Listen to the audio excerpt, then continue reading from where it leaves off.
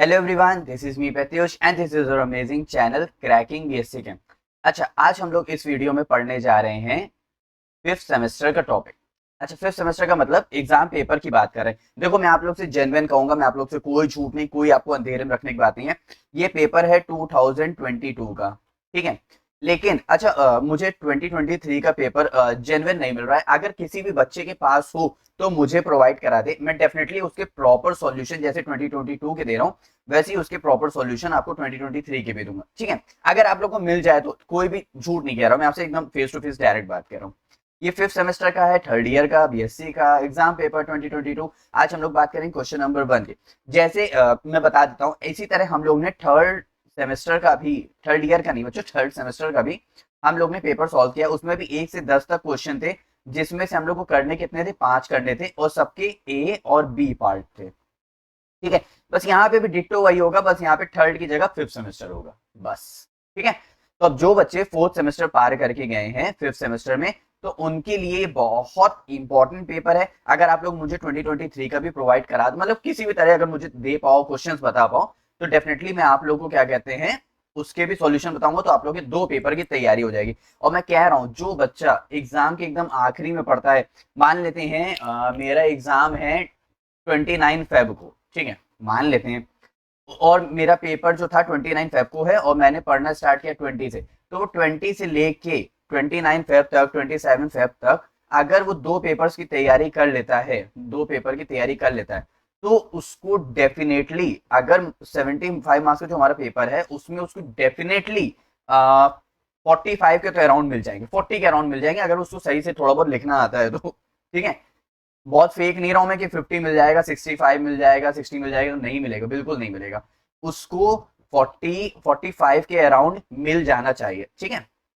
चलो और जल्दी से स्टार्ट करते हैं, बातें बहुत हो गई हैं। क्वेश्चन नंबर 1 यहाँ पे क्या कह रहा है, cellulose contain only glucose units in its molecular structure but it is insoluble. अब वो कह रहा है सेल्यूलोज में ग्लूकोज की यूनिट्स पाई जाती हैं, मतलब सेलुलोज जो है ना, मान लेते हैं ग्लूकोज की यूनिट ए है, तो वो ए और ए से मिलके ये जो स्ट्रक्चर फॉर्म हो रहा है, ये स्ट्रक्चर फॉर्म हो रहा है सेलुलोज का। रफली आइडिया समझ पाए, ठीक है। अब ये जो एक ए सिंगल है, ये सॉल्युबल है इन वाटर में, due to soluble in water. तो भाई यहाँ पे तो सभी ए ग्लूकोज यूनिट्स हैं, तो इन सबको, ये जो सब मिलके जो सेलुलोज का स्ट्रक्चर बना रहे हैं, तो ये भी हमारा सॉल्युबल होना चाहिए, जाहिर सी बात है ना। लेकिन वो सॉल्युबल नहीं होता है। अब एक टर्म बता रहे हैं, उसको अपने माइंड में एकदम फोकस्ड होके बैठ जाना। अगर मान लेते हैं तुम अपने घर में खड़े हो, ठीक है, तुमने अपने गेट से बाहर एक हाथ निकाला, जैसे हमारे पास ये ग्लूकोज है, ग्लूकोज का ओवेच होता है, ठीक है, ग्लूकोज के पास ओवेच फाइबर हाइड्रोक्सिल ग्रुप होते हैं, उसको बात करते हैं। और तुम्हारा हाथ किसी बाहर वाले ने पकड़ा, मान लेते हैं ये रहा ऑक्सीजन, ये रहा वाटर, ठीक है। भाई ग्लूकोज जो है वाटर में क्या है, सोल्यूबल है। थोड़ा सा रफली एग्जांपल दे रहा हूं, लेकिन समझने की कोशिश करना, ठीक है। ये रहा तुम्हारा हाथ, ठीक है, तुमने अपने गेट से बाहर निकाला, और तुमने किसी के साथ अपने हाथ को मैचअप करवाया, बढ़िया एकदम, है ना। तो बाहर वाले के साथ, यानी बाहर के साथ जो बॉन्डिंग हो रही है हाइड्रोजन और ऑक्सीजन में, बाहर, ठीक है, एक अंदर नहीं, खुद के साथ नहीं, बाहर, उसको बोलते हैं इंटरमोलिक्यूलर हाइड्रोजन बॉन्डिंग। ये नहीं कि तुम बाहर टेस्ट ही करते रहो, है ना, वहां से वापस आ जाओ। अब अगर मान लेते हैं कि मेरे पास ये एक ग्लूकोज यूनिट है, ठीक है, और वही उसका स्ट्रक्चर जैसे ए बन रहा था, तो वैसे यहाँ पे भी एक और ग्लूकोज यूनिट है। अब इसके बीच में जो बॉन्डिंग हो रही है, भाई ये तो आपस ही एक घर के हैं, मतलब अब तुमने अपने घर में किसी को अपना हाथ पकड़ा दिया, तो वो जो बॉन्डिंग हुई है वो हमारी हो रही है इंट्रामोलिक्यूलर। कौन सी हो रही है, इंट्रा। कौन सी हाइड्रोजन बॉन्डिंग हो रही, इंट्रामोलिकुलर हाइड्रोजन बॉन्डिंग। देखो ये वर्ड थोड़ा सा एग्जांपल मुझे शायद तुम्हें लग रहा हो रफली है, लेकिन ये एग्जांपल समझना और ये इंटर और इंट्रामोलिकुलर एग्जांपल समझना बहुत जरूरी है। इंटर मींस हो गया जो हम बाहर से किसी के थ्रू बॉन्डिंग करते हैं, जैसे ग्लूकोज है, वाटर के साथ हाइड्रोजन बॉन्डिंग कर रहा है, तो वाटर में क्या होता है, सोल्यूबल होता है। लेकिन ये यहाँ पे क्या है, ये सेलुलोज की यूनिट है बच्चों, क्योंकि ए कंपाउंड है ना, तो ये है सेलुलोज की यूनिट। अच्छा, सेल्यूलोज जो है वो क्या कर रहा है, वो उसके पास बहुत सारी ग्लूकोज यूनिट्स हैं, तो वो आपस में ही ग्लूकोज यूनिट के साथ हाइड्रोजन बॉन्डिंग करके इंट्रामोलिकुलर हाइड्रोजन बॉन्डिंग कर रहा है, जिसकी वजह से क्या हो रहा है, इनसॉल्युबल हो रहा है। तो वाटर के साथ उसको हाइड्रोजन बॉन्डिंग करने का मौका ही नहीं मिल रहा है। अब समझ आया, पूरा कॉन्सेप्ट एकदम क्रिस्टल क्लियर हो गया। आओ अब जल्दी से देखते हैं। पहले हम लोग थोड़ा सा ये देख रहे हैं कि glucose is highly soluble in water due to hydroxyl group on the glucose molecule readily form hydrogen bond with the polar water molecule. Polar का मतलब हो गया बच्चों इस तरह, ऑक्सीजन के ऊपर डेल नेगेटिव, इसके ऊपर डेल पॉजिटिव। तो जब चार्ज का डिफरेंस होता है तो उसको बोलते हैं पोलर मॉलिक्यूल्स, ठीक है। तो hydrogen bond with the polar water molecules, this create a strong attraction between the glucose and water. Hydrogen bonding हो रही है तो स्ट्रॉन्ग अट्रैक्शन हो गया, बॉन्डिंग स्ट्रॉन्ग हो गई है, allowing it to easily dissolve. अब वो वाटर में हाइड्रोजन बॉन्डिंग कर रहा है, वाटर के साथ हाइड्रोजन बॉन्डिंग कर रहा है, तो वाटर में इजिली डिसॉल्व हो रहा है। अब इजिली डिसॉल्व हो रहा है तो अपने आयंस को डिस्पर्स कर देगा, यानी अपने आयंस को पूरा एकदम ग्लूकोज एकदम क्या होगा, छोटे छोटे टुकड़ों में क्या हो जाएगा, ब्रेक हो जाएगा, दी वाटर मॉलिक्यूल्स। अब देखो जैसे हमारे पास इलेक्ट्रोलाइट है, मतलब हमारे शरीर में कुछ कमी होती है, वाटर कमी या फिर कुछ हाइड्रेटेड मतलब डिहाइड्रेटेड फील कर रहे होते हैं, तो हम लोग इलेक्ट्रोलाइट मिलाते हैं, हम लोग पानी में डिसॉल्व करते हैं, देखो तुरंत घुल जाता है कि नहीं घुल जाता है। अब जैसे हमारा ग्लूकोन डी, वो भी तो एक ग्लूकोज की तरह, तो उसको वाटर में जैसे ओपन उसको घोलो तो वो तुरंत क्या हो जाता है, तुरंत मिक्स हो जाता है और डिस्पर्स हो जाता है through out the water molecules के साथ, ठीक है, इतनी बात क्लियर। अब हाइड्रोजन बॉन्डिंग करता है कैसे, ये रहा हमारा ग्लूकोज का स्ट्रक्चर। ग्लूकोज का स्ट्रक्चर अगर आप लोग को नहीं बनाना आता है तो ऐसे कर सकते हो, CHO, नीचे लिखो क्या कहते हैं CH2OH, 1 2 3 4, बस ये 3 लाइन बना दो बस, और सेकंड वाले पे लेफ्ट साइड OH डाल दो, बस और कुछ नहीं करना है, ठीक है। एक एल्डिहाइड का ग्रुप, एक एल्कोहल का ग्रुप, बाकी बचे 1 2 3 4, और लेफ्ट साइड सेकंड नंबर पे OH उधर डाल दो, बस बाकी सब HOH OH H HOH HOH HOH, बस ऐसे कर दो, बात करें, ठीक है। अब ये देखो वाटर के साथ ये जो बॉन्डिंग कर रहा है ना, बाहर वाले के साथ कर रहा है, जैसे आप बाहर वाले के साथ अभी बॉन्ड बना रहे थे अपना, तो ये क्या है, इंटरमोलिक्यूलर हाइड्रोजन बॉन्डिंग। अरे समझे कि नहीं, समझ गए ना, हाँ बस इतना काफी है, ठीक है। चलो अब बात करते हैं कि सेलुलोज क्यों इनसॉल्युबल है वाटर में। Cellulose it is insoluble in water, cellulose contain only glucose unit. अब ग्लूकोज दो पार्ट्स में टूटता है, एक अल्फा और एक beta, alpha D glucose plus glucopyranose, beta D glucose glucopyranose. कुछ समझ आ रहा है, अभी ये सब समझाएंगे कि ये क्या लिखा हुआ है, कैसे लिखा हुआ है। तुम बस खाली इतना समझ लो कि ग्लूकोज में ये वाली यूनिट पाई जाती है, मतलब सॉरी, सेलुलोज में जो ग्लूकोज की यूनिट पाई जाती है उसके अंदर की भी ये वाली यूनिट पाई जाती है, ठीक है। अब एक बार देख लेते हैं कि ये स्ट्रक्चर कैसे बना होगा, तुम्हें फील आना चाहिए कि ये स्ट्रक्चर कैसे बना है, और देख देते हैं। अब बात करते हैं फिशर प्रोजेक्शन की। फिशर प्रोजेक्शन एक साइंटिस्ट है, मतलब फिशर नाम के, जिन्होंने ये इसके इस तरह के स्ट्रक्चर्स फॉर्म किए थे, ठीक है। हम वहां तक नहीं जाते, हम डायरेक्ट मेन बात करते हैं। ग्लूकोज का स्ट्रक्चर आपको बनाना आ गया था, आ गया था, ठीक है। अब देखो मैं अभी क्या कर रहा हूँ, मैं इसको हटा दे रहा हूँ, ये जो सारे मैंने ये बनाए हुए मैं इनको हटा देता हूँ, ध्यान से देखना, ये हटा दिया, और ठीक है। हाँ अब देखो सबके पास क्या होता है, प्लस माइनस, तो यहाँ पे OH माइनस होगा, H प्लस होगा, भाई ब्रेकिंग तो ऑक्सीजन हाइड्रोजन में ऐसी होती है, ठीक है। तो यहाँ पे रहा माइनस, यहाँ पे रहा प्लस, ठीक है। यहाँ पे क्या होगा, ऑक्सीजन मोस्ट इलेक्ट्रोनेगेटिव है, तो ये बॉन्ड अपनी तरफ खींचेगा, तो इसके ऊपर आएगा माइनस, इसके कार्बन के ऊपर आएगा प्लस, ठीक है।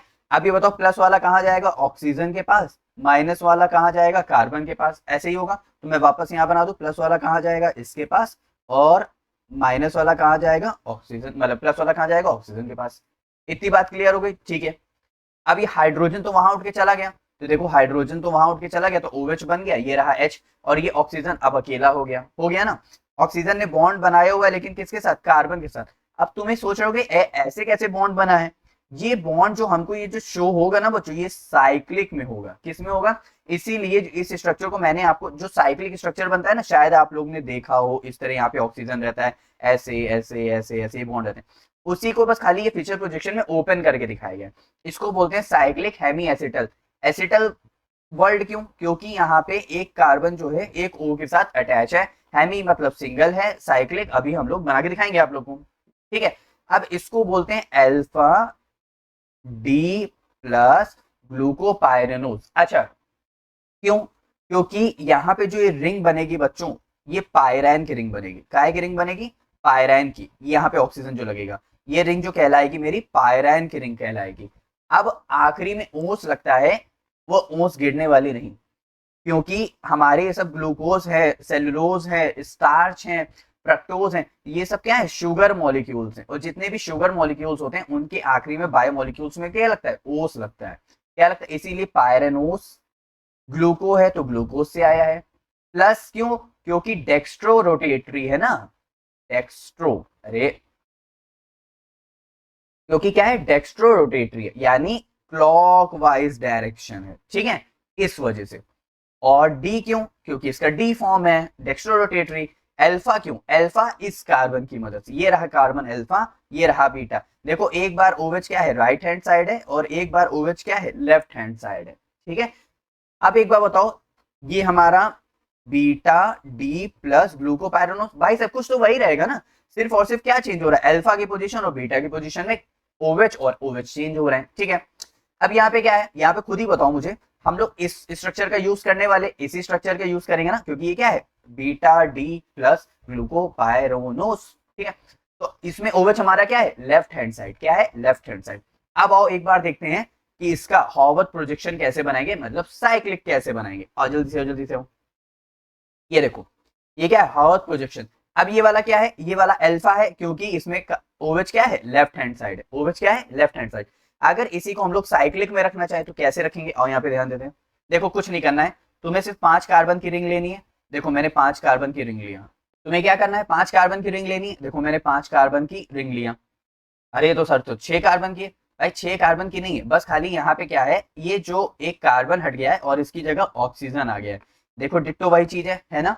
फिर क्या है, ये ऐसे ऐसे हम लोग लाइंस कनेक्ट कर देते हैं, इस तरह इस तरह इस तरह, ताकि हम लोग H और OH को बैठा सके। जैसे फीचर प्रोजेक्शन में हमारी कौन सी लाइंस थी, हमारी ये वाली लाइंस थी, ठीक है। अब यहाँ पे क्या हो रहा है, देखो ये जो इधर, ये है लेफ्ट हैंड साइड, ये है राइट हैंड साइड, ये है लेफ्ट हैंड साइड, ये है राइट हैंड साइड। तुम्हें समझ आ रहा है, left hand side right hand side. तो जो भी लेफ्ट हैंड साइड है उसको ऊपर कर दो, लेफ्ट हैंड साइड वाला ऊपर, और ये भाई ये लेफ्ट ये राइट, तो लेफ्ट हैंड साइड वाले को ऊपर कर दो, राइट हैंड साइड वाला नीचे। ये इस तरह है, ठीक है, फीचर प्रोजेक्शन। लेफ्ट वाले को ऊपर कर दो, राइट वाले को नीचे कर दो। तो लेफ्ट में ऊपर कौन है, H, ऊपर H आ जाएगा, नीचे OH, फिर H है, फिर OH आ गया, ठीक है। फिर देखो OH है, फिर OH है, फिर H है, फिर H है, और फिर OH है, फिर OH है, ठीक है। अब क्या बन रहा है, ये H और CH2OH, ये H और CH2OH। अब इसको कैसे रखेंगे, ये तो भाई ना लेफ्ट है ना राइट है। तो जब ऐसी पोजीशन फंसे तो जिसका मॉलिक्यूलर वेट ज्यादा उसको ऊपर, जिसका मॉलिक्यूलर वेट ज्यादा उसको ऊपर, जिसका मॉलिक्यूलर वेट कम उसको नीचे। अब क्लियर हो गया। अब तो खुद से भी बना सकते हो, बीटा का भी खुद से बना के देख लो चाहो तो, लेकिन एक बार खुद से बना के ट्राई करना, तभी थोड़ा सा अच्छा रहता है। भाई हमें कार चलाना, हम दूसरे को तो देख लेते हैं हाँ इजी है, लेकिन जब खुद बैठते हैं, खुद सेल्फ ड्राइव करते हैं, तब पता चलता है अच्छा ऐसे ऐसे। तो थोड़ा सा एक बार खुद भी बना के देख लेना। अब यहाँ पे क्या है, देखो OH अब की बार ऊपर हो जाएगा, देखो अब की बार OH ऊपर हो गया, ये बीटा वाला ना, और अल्फा वाला क्या है, ये रहा। अच्छा ये देखो C1 है, C1 कार्बन पे ये है, C1 कार्बन पे ये है, इसका मतलब अल्फा और बीटा आर क्या है, एनोमर्स हैं। एनोमर्स वो होते हैं बच्चों जो C1 कार्बन पे जिनका चेंज आता है, C1 कार्बन पे जिनका चेंज आता है उनको बोलते हैं एनोमर्स। और anomers are also called diastereomers, diastereomers, ठीक है। Anomers are also called diastereomers. यहाँ तक क्लियर हो गया, सबको स्ट्रक्चर बनाना आ गया ना। तो मेरा मतलब आप लोगों को सिर्फ इतना था, आपको मुझे इस यूनिट से फील कराना था कि ये यूनिट है हमारी जो यूज हो रही है। अब आप एग्जाम में लिखोगे कैसे, ठीक है। अब मान लेते हैं 5 मार्क्स का, 6 मार्क्स 7 मार्क्स का आंसर आ गया, लिखो कैसे। तो आप पहले बताओगे ग्लूकोज हमारा सोल्यूबल होता है ड्यू टू दिस। फिर हमारा सेल्यूलोज इनसॉल्युबल होता है, cellulose contain only glucose unit. कौन सी यूनिट होती है, ये यूनिट होती है। आपके पास अगर टाइम है तो इसका फीचर और हॉवर्थ प्रोजेक्शन सिर्फ इसी का बना के आप दिखा दो। फिर उसके बाद आप क्या कहते हैं, यहाँ पे आओगे, रीजन लिखोगे, रीजन ऐसा क्यों हो रहा है, the key factor in the arrangement of the glucose units and the attraction between them, ठीक है। Cellulose has very strong network of hydrogen bond with its structure, with in its structure, मतलब cellulose के अंदर जो hydrogen bonding हो रही है उसकी वजह से बहुत स्ट्रॉन्ग है, ठीक है। फिर उसके बाद these hydrogen bonds are stronger than hydrogen bonds that could form between water molecule and the cellulose. और ये जो अंदर जो इनके हाइड्रोजन बॉन्डिंग हो रही है, ये बहुत ज्यादा स्ट्रॉन्ग हाइड्रोजन बॉन्डिंग होती है। किससे भी ज्यादा स्ट्रॉन्ग होती है, जैसे अभी हम लोग ने ग्लूकोज देखा था ना, उसका OH और वाटर का H और ये इसके मॉलिक्यूल से भी ज्यादा हाइड्रोजन बॉन्डिंग स्ट्रांग होती है सेलुलोज के विद इन स्ट्रक्चर में। ठीक है, अब होता कैसे है देखो भाई, ये ग्लूकोज की बीटा यूनिट है, क्यों? क्योंकि देखो अल्फा है, मतलब सॉरी बीटा है और OH ऊपर है, देखो OH ऊपर है, देखो OH, क्योंकि OH लेफ्ट हैंड साइड रहा होगा, ऊपर आ गया। ठीक है, क्लियर? तो अब मैंने इसकी 3 यूनिट ले ली, होती है 5 6 7 8 10 ही होती हैं यार। तो अब यहाँ से होगा क्या, देखो वाटर निकालना है। अक्षय कुमार की बॉस मूवी देखी कि नहीं, बॉस, बॉस, उसमें एक डायलॉग था कि अपने को तो बस पानी निकालना है। तो इतना बता दें, चाहे ऑर्गेनिक हो चाहे बायोमोलिक्यूल्स हो, भाई सब में अपने को तो बस पानी ही निकालना है, ध्यान रखना। तो यहाँ से क्या होगा, ये OH और इसका H बाहर निकल जाएगा, देखो O बचेगा। यहाँ पे इसका OH और H बाहर निकल जाएगा, देखो O बचेगा। ये भी ऐसे ही किसी और यूनिट के साथ कंबाइन कर रहा होगा, यहाँ पे देखो किसी और यूनिट के साथ OH कंबाइन कर रहा होगा। तो यही हो रहा है ना। अब यहाँ पे देखो, ध्यान दो क्या हो रहा है, देखो यही तो ऑक्सीजन बच रहा है। तो ये ऑक्सीजन, ये ऊपर वैलेंसी खाली हो रही थी ना, क्योंकि यहाँ से निकल रहा था, यहाँ से निकल रहा था, तो इसीलिए पूरा ऐसे अटैच किया गया। ठीक है, इसको, ये मैंने इसको ऐसे लिखा हुआ, आप इसको ऐसे भी देख सकते हो। ठीक है, मतलब समझ आ जाएगा आपको। तो ये हमारे बीच में ऑक्सीजन आ रहे हैं, बीच में ऑक्सीजन आ रहा है, क्योंकि सबके वाटर मॉलिक्यूल्स निकल गए। अब ये मैंने इनको खाली क्यों बनाया है, ये ऐसे यहाँ पे ऐसे यहाँ पे ऐसे, वो आपके लिए बनाया भाई, ताकि एग्जाम में आप इतना नहीं बनाने बैठोगे। आप फटाक से एक पायरोनोस की रिंग बनाना, फिर दूसरी पायरोनोस की रिंग बनाना, फिर तीसरी, इससे इतनी गंदी ना बनाना, बस यहाँ पे ऑक्सीजन बैठाना। ठीक है, और अरे यहाँ पे ऑक्सीजन बैठाना और इस तरह, और यहाँ पे लगाना, यहाँ पे OH लगाना, यहाँ पे H लगाना, ऐसे ही यहाँ पे बनाना उसका। ये देखो C1 कार्बन है और ये C4 कार्बन है, ऐसे ही बस C1 C4 बनाना फटाफट ना, और सिर्फ सबका खाली C1 और C4 को ही अटैच करवाना, बाकी कुछ मत बनाना, टाइम वेस्ट नहीं करना। ठीक है, इससे आपको अच्छे से पता चल जाएगा। फिर इसके बाद ये जो हमारे बन रहे हैं, क्या बन रहे हैं, ग्लाइकोसिडिक लिंकेज बन रहे हैं एट C1 और C4 कार्बन पे बन रहे हैं। ठीक है, बस यहीं पे हमारा आंसर क्या हो जाता है, फिनिश्ड हो जाता है 1 का A पार्ट। ठीक है, हमारे पास 1 का B भी है, C भी है और D भी है। तो इसीलिए देखो थोड़ा सा अच्छे से पढ़ते चलो, ताकि आप लोग के कॉन्सेप्ट भी क्लियर होते जाए। मैं नहीं चाह रहा हूँ, क्योंकि बायो वालों के पास ZBC है और क्या कहते हैं मैथ वालों के पास PCM है। ठीक है, मैं नहीं चाह रहा हूँ आप लोग को रटना पड़े। रटने से क्या हो, बहुत ज्यादा रटना पड़ेगा। समझ लोगे थोड़ा बहुत तो खुद से भी लिख पाओगे। अच्छा, अब कुछ इंटरेस्टिंग पॉइंट्स की बात करते हैं। मॉडिफाइड सेलुलोज, जो मॉडिफाइड सेलुलोज होते हैं उनमें से क्या होता है, कुछ केमिकली रिप्लेस कर दिए जाते हैं OH ग्रुप। अब अगर इसमें से अगर OH ग्रुप रिप्लेस कर दिए जाएंगे तो वाटर के साथ इनको रिएक्ट करने का मौका मिल जाएगा, so can become soluble in water and this disturbs the internal hydrogen bonding, क्या हो जाती है, डिस्टर्ब हो जाती है। ठीक है, cellulose can still interact with water even though it doesn't dissolve. This interaction is important for the properties of plant cell walls. मतलब सेलुलोज हमारी प्लांट सेल वॉल के लिए भी बहुत ज्यादा इंपॉर्टेंट है, इसीलिए उसके वाटर के इंटरेक्शन में रहता ही रहता है। Is that clear? सभी को अच्छे समझ आया? देखो कोई भी डाउट नहीं है ना, आप लोग प्लीज इसको अच्छे से नोट जरूर कर लेना। ठीक है, अब हम लोग बात करते हैं क्वेश्चन नंबर 1 के बी पार्ट की। चलो और जल्दी से वो भी हम लोग देख लेते हैं क्या कह रहा है क्वेश्चन नंबर 1 का बी पार्ट। क्वेश्चन में हमसे क्या कह रहा है, furan is less aromatic than pyrrole and thiophene. ठीक है, और चलो जल्दी से अब हम लोग इनका स्ट्रक्चर देख लेते हैं, स्ट्रक्चर कैसे बनेगा। बस खाली एक चीज आपको ध्यान रखनी है, thiophene sulphur, pyrrole nitrogen, oxygen furan. अब अच्छा एक पल के लिए हमें थोड़ा सा अगर दिक्कत हो कि हम ऑक्सीजन का फ्यूरैन कैसे याद रखें, नाइट्रोजन का पायरोल कैसे याद रखें, इसको ऐसे याद रख सकते हो भाई, पी से क्या होता है, फॉस्फोरस। ठीक है, पी से क्या होता है, फॉस्फोरस होता है, और फॉस्फोरस किसकी फैमिली का मेंबर है, नाइट्रोजन फैमिली। तो पी से पायरोल, पी से एन से नाइट्रोजन, मतलब पी से पायरोल, पी से फॉस्फोरस, और वो किसकी फैमिली का मेंबर है, नाइट्रोजन फैमिली का मेंबर है। तो इससे याद रहेगा। ठीक है, अब ऑक्सीजन के जस्ट बाद क्या आता है, फ्लोरीन। ऑक्सीजन के जस्ट बाद क्या आता है, फ्लोरीन। ऑक्सीजन फ्लोरीन, यानी फ्लोरीन से F से फ्लोरीन और F से फ्यूरैन। ठीक है, इतनी बात क्लियर? कोई भी डाउट है यहाँ तक नहीं ना? और बाकी हमारा बच्चा सल्फर, सल्फर तो हमारा थियोफीन हो गई, यानी हमने सिर्फ 2 को पकड़ लिया, बाकी एक तो अपने आप ही याद हो जाए, क्योंकि वही तो बचा। तो इससे स्ट्रक्चर याद करने के तरीके, क्योंकि देखो एग्जाम जब हमारा आता है ना तो हम लोग भूल जाते हैं, तो इससे हमें याद रहेगा। अच्छा हाँ, नाइट्रोजन तो फॉस्फोरस, यानी पी से पायरोल, मतलब पी से अगर फॉस्फोरस पता चल गया तो बाकी पायरोल तो हम लोग को क्वेश्चन में दिया ही, वो तो अपने आप याद हो जाएगा। बाकी बच्चा ऑक्सीजन के बाद आता है फ्लोरीन, फ्लोरीन F से फ्यूरैन, तो इससे ये भी हमको बहुत अच्छे से याद हो जाएगा। बाकी बचा थियोपीन, वो तो हम लोग को पता ही चल जाएगा। ठीक है, देखो सबके स्ट्रक्चर सेम है, सबके स्ट्रक्चर सेम है, बस खाली ऑक्सीजन, नाइट्रोजन और सल्फर चेंज है। ठीक है, यहाँ पे ऑक्सीजन कितने बॉन्ड बनाता है, ऑक्सीजन मेरे पास 2 बॉन्ड बनाता है, तो ये ट्रिक याद रखना, bond pair plus lone pair is equal to 4 होना चाहिए, ठीक है। ऑक्सीजन ने 2 बॉन्ड बनाए तो 2 लोन पेयर आएंगे, ठीक है। नाइट्रोजन, नाइट्रोजन कितने बॉन्ड बनाता है, नाइट्रोजन बनाता है 3 बॉन्ड, यहाँ पे 1 बॉन्ड 2 बॉन्ड 3 बॉन्ड, तो नाइट्रोजन 3 बॉन्ड बनाता है क्योंकि उसकी वैलेंसी कितनी होती है 3 माइनस, तो एक हाइड्रोजन के साथ 2 है, तो bond pair plus lone pair is equal to 4, bond pair कितने 3, एक लोन पेयर आएगा, तो देखो एक लोन पेयर आया, ठीक है। सल्फर की वैलेंसी होती है 2 माइनस, तो सल्फर कितने बॉन्ड बनाएगा 2, तो एक बॉन्ड 2 बॉन्ड, तो 2 बॉन्ड पेयर तो प्लस 2 लोन पेयर आएंगे, तो 2 लोन पेयर हो गए, ठीक है, इज इक्वल टू 4। स्ट्रक्चर आपको याद हो गया, ठीक है। अब दूसरी चीज हमको यहाँ पे ये ध्यान रखनी है कि इलेक्ट्रोनेगेटिविटी, इलेक्ट्रोनेगेटिविटी इनवर्सली प्रोपोर्शनल होती है एरोमेटिसिटी के, किसके, एरोमेटिसिटी के, ठीक है। अब अगर कोई कंपाउंड एरोमेटिक है तो उसमें जो भी कंपाउंड, जो भी हमारा एटम लगा हुआ है, अगर वो मोस्ट इलेक्ट्रोनेगेटिव है तो उसकी एरोमेटिसिटी सबसे कम होगी। थियोफीन की होती है 29, इसकी होती है 25, इसकी होती है 22, ठीक है। ध्यान रखना, ऑक्सीजन 22 रन की पारी खेलता है, नाइट्रोजन 25 रन की पारी खेलता है और सल्फर 29 रन यानी 29 रन की पारी खेलता है।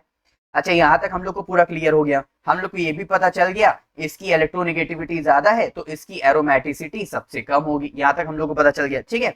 आगे ध्यान देते हैं, आप ये पहले पता कर लेते हैं कौन सा कंपाउंड एरोमेटिक कब होगा, या तो वो साइक्लिक होना चाहिए इस तरह, यहां से चले घुम झुम झुम झुम झुम झुम झुम यहाँ पे आ गए, ठीक है। दूसरा प्लेनर होना चाहिए, मतलब एक प्लेन मॉलिक्यूल में होना चाहिए, एक प्लेनर स्ट्रक्चर होना चाहिए, ऐसे उठा हुआ नहीं होना चाहिए, एक प्लेन में होना चाहिए, ठीक है। तीसरा उसमें कंजुगेशन होना चाहिए, जैसे हमारा बेंजीन रिंग है पाई पाई पाई, देखो पाई सिग्मा पाई ये यहाँ ट्रांसफर करेगा, फिर उसके बाद ये यहाँ ट्रांसफर करेगा, फिर वो वहां ट्रांसफर करेगा, तो पूरी रिंग में मस्त कंजुगेशन चल रहा है, तो उसको बोलते हैं कंजुगेशन, ठीक है। हकल रूल को जो फॉलो करे, ये हकल रूल एक साइंटिस्ट है जिन्होंने बताया था कि उसमें 4n+2 पाई इलेक्ट्रॉन्स होने चाहिए। मान लेते हैं जैसे यहाँ पे देखो पाई इलेक्ट्रॉन्स कितने हैं 1 2 3 4 5 6 7 8, अरे 8 है। यहाँ पे कितने 1 2 3 4 5 6, यहाँ पे कितने 1 2 3 4 5 6 7 8, नहीं वापस आओ, पाई इलेक्ट्रॉन्स जो पाई बॉन्ड की तरह शो करते उनको बोलते, अब आया समझ में, इसी को हम लोग, इसीलिए हम लोग बोल रहे हैं इनको एरोमेटिसिटी यानी एरोमेटिक स्ट्रक्चर। अब आपको ये तो बताने की जरूरत नहीं है क्योंकि क्वेश्चन में देखो आपको उसने दे ही दिया है, furan is less aromatic than pyrrole and thiophene, इसका मतलब वो सभी क्या है, एरोमेटिक है, ठीक है। आगे एक बात यहाँ पे ध्यान देते हैं, इलेक्ट्रोनेगेटिविटी डिफरेंस की वजह से हमें पता चल गया, ठीक है। इलेक्ट्रोनेगेटिविटी और aromatic inversely proportional, heteroatoms electronegativity determines relative aromaticity, atoms with a higher electronegativity hold their lone pairs more tightly reducing the delocalization character। delocalization character का बच्चों यहाँ पे ये मतलब है, यहाँ पे सुनना, ऑक्सीजन मोस्ट इलेक्ट्रोनेगेटिव है तो इससे और इससे सारे इलेक्ट्रॉन रिंग में से खींचेगा तो रेजोनेंस होने नहीं देगा, ठीक है। ये लेस इलेक्ट्रोनेगेटिव है तो ये रिंग में अपने इलेक्ट्रॉन को डोनेट करेगा, फिर ये यहाँ पे शिफ्ट होगा, फिर ये यहाँ पे शिफ्ट होगा, तो यहाँ से क्या होगा, पूरी रिंग में कंजुगेशन स्टार्ट हो जाएगा, रेजोनेंस स्टार्ट हो जाएगा। यहाँ पे क्या है, ये भी लेस इलेक्ट्रोनेगेटिव है, उससे भी ज्यादा लेस इलेक्ट्रोनेगेटिव है, तो ये रिंग में और अपने इलेक्ट्रॉन को डोनेट करेगा, तो इस तरह हो जाएगा। भाई देखो मैं बहुत स्ट्रॉन्ग हूं तो मैं अपनी तरफ खींचूंगा, ठीक है, वो वीक है तो वो अपनी तरफ से थोड़ा सा जाने देगा, नहीं उसकी तरफ से मतलब सब जा रहा है ना, मैं उसकी स्ट्रॉन्ग हूं तो मैं खींच ले रहा हूँ, और वो वीक है तो उसकी तरफ से चला आ रहा है। तो ऑक्सीजन क्या है, मोस्ट इलेक्ट्रोनेगेटिव है, इसको मोस्ट इलेक्ट्रोनेगेटिव अगर तुम्हें याद नहीं होते तो ऐसे याद रखा करो, फॉन्क फॉन्क याद रखा करो बस, फ्लोरीन सबसे ज्यादा, फिर ऑक्सीजन, फिर नाइट्रोजन, फिर कार्बन, ठीक है, फॉन्क याद रखा करो, ठीक है। तो यहां तक हमारा क्या हो जाता है, the most electronegative in furan decrease aromaticity. अब आपको आई होप अच्छे से समझ आ गया होगा, आप प्लीज इन सारे आंसर्स को अच्छे से नोट कर लेना और अच्छे से लिखने की कोशिश करना एग्जाम में, ठीक है, एक एग्जामिनर को भी खुश करना है, ठीक है। अब मिलते हैं नेक्स्ट वीडियो में 1 के सी और डी पार्ट के साथ, बाय बाय।